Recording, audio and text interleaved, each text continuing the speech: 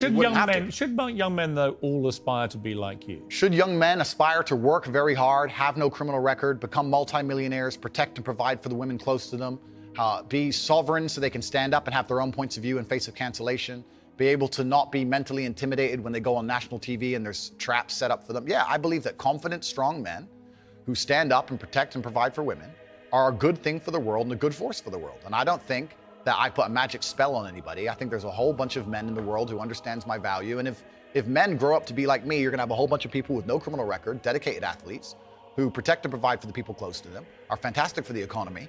And I'm certainly not the worst influence out here, Piers.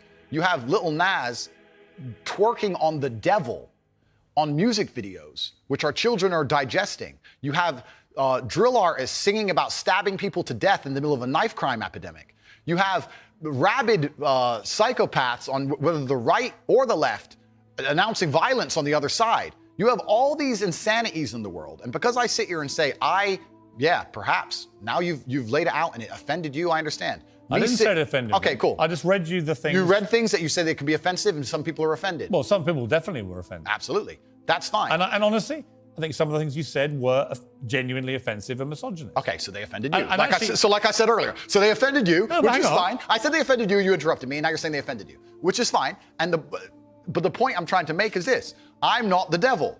There are certainly worse people than me, and I don't disagree and they exist. with And I'm saying that my core tenets for the people who don't understand me are self-accountability, so I'm accountable for everything I've ever said.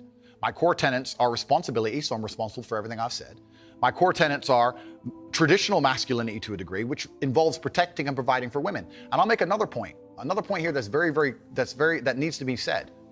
The number of women who have stood up and stuck up for me is ignored. Thousands of women are making videos saying, I've met Andrew Tate, he's such a nice guy. I wish I had a man like Andrew Tate who felt responsible to protect and provide for me. You know what? I do belong to my husband, that's why I married him and I love him. We ignore the thousands of women who stood up and stood by me and said everything I said is true. And we're taking a very vocal minority who have taken the things I've said and are pretending to be absolutely and utterly devastated by them for some reason. All right. Time out. Sure.